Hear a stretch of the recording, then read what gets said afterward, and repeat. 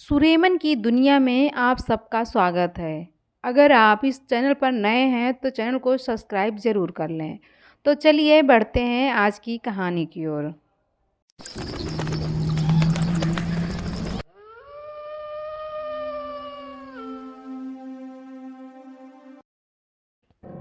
गांव में अब अघोरी ने तब साधना शुरू कर दी थी।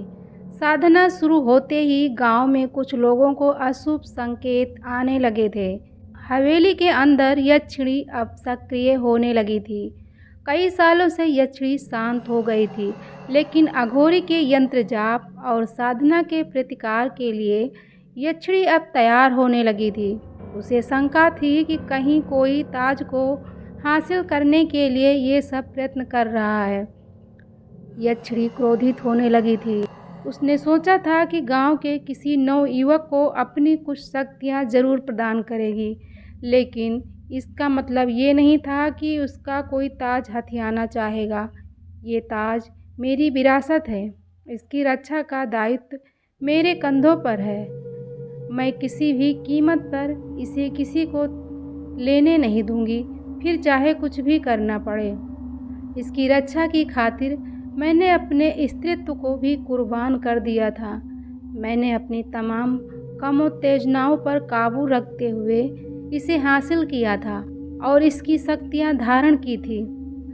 भोलू और सुधीर को जब ये खबर लगी तो ये वही अघोरी जिसके पास वे दोनों गए थे, ये खबर उन्हें कुछ अजीब सी लगी। आखिर अघोरी क्यों आया इस गांव में? उन्होंने गांव के बाहर जाकर देखा, जहां अघोरी साधना कर रहा था। सुधीर को शक हुआ, जरूर ये अघोरी गांव वालों को बेवकूफ़ बनाने के लिए यक्षिणी की शक्तियों वाला ताज हासिल करने की फिराक में है। लेकिन अब कुछ भी नहीं कर सकता था। अघोरी के पास तांत्रिक शक्तियां हैं। अगली रात को भोलू को फिर से यक्षिणी ने स्वप्न में दिखाया और कहा, मैंने केवल तुम दोनों लोगों को ही हवेली के अंदर आने की अनुमति दी है। अगर तुम्हारे अलावा हवेली के अंदर कोई भी आया तो उसकी चीख भी बाहर नहीं जाएगी।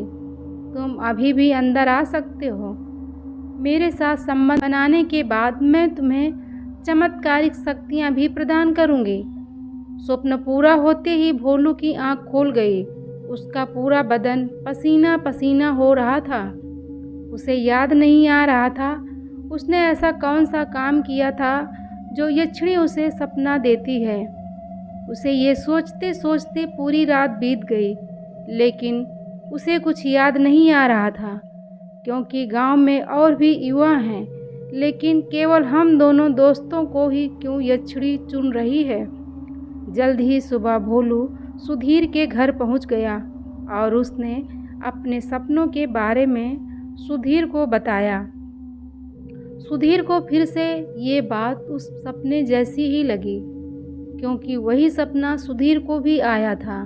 सुधीर और भोलू दोनों एक दूसरे की ओर आश्चर्य से देखते ही रह गए। फिर भोलू ने सुधीर से पूछा, यार हमने ऐसा क्या किया है जिसकी वजह से यक्षिणी केवल हमें ही चुन रही है, जबकि गांव में बहुत से हैंडसम लड़के हैं। सुधीर और भोलू बहुत देर तक यही सोचते रहे। फिर एकाएक सुधीर ने कहा, चल मेरे साथ। भोलू सुधीर के पीछे पीछे आश्चर्य और हैरानी के साथ चला गया। गांव के दूसरी ओर एक और पुराना सा साधारण सा दिखने वाला खंडहर में तब्दील हो चुका घर है। उसके सामने जाकर सुधीर रुका। भोलू ने हैरानी से पूछा, भाई आखिर तू मुझे यहाँ क्यों लेके आया है? सुधीर ने जज्बाती लहजे में कहा, भोलू जल्दी कर, नहीं तो बहुत देर हो जाएगी और यक्षिणी के प्रकोप से पूरा गांव खत्म हो जाएगा। भोलू को सुधीर की कोई भी बात समझ नहीं आ रही थी। उसने सुधीर की ओर देखा और पूछा, तू ठीक तो है ना? या फिर यक्षिणी का प्रकोप सबसे पहले तेरे ऊपर ही है? सुधीर ने कहा, तुझे याद है लास्ट टाइम हम दोनों इस घर के अंदर गए थे तो मुझे एक पुराने बॉक्स में एक लाल कपड़े में लिपटी हुई एक किताब मिली थी।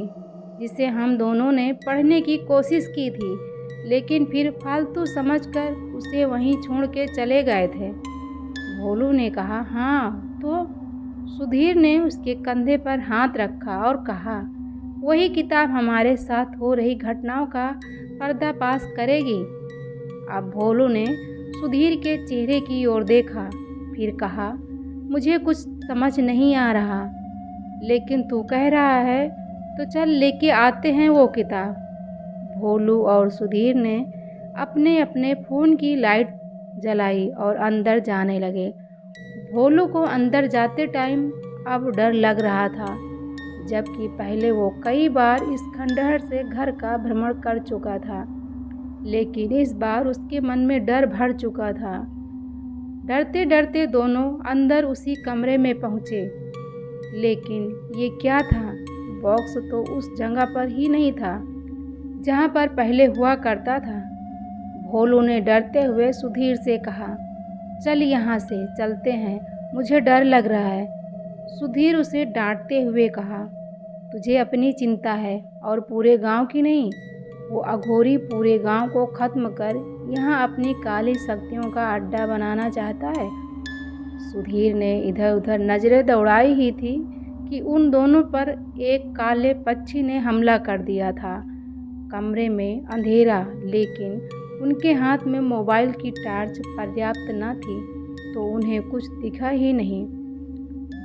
भोलू ज़मीन पर गिर चुका था और ज़ोर ज़ोर चिल्ला रहा था। सुधीर ने कहा, डरने की कोई बात नहीं है, मुझे लगता है ये चमगादड़ है। भोलू ने कहा, मुझे बाहर जाना है, तू देख जो देखना है। कहता हुआ भोलू बाहर जाने लगा। कहाँ जा रहा है? चमगादड़ है ये।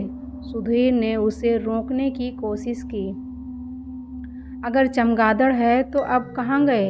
दिख क्यों नहीं रहे हैं?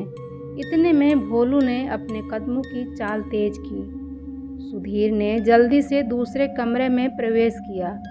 उस कमरे के एक कोने में एक बॉक्स रखा हुआ था और उसके ऊपर एक छोटा सा त्रिशूल रखा था।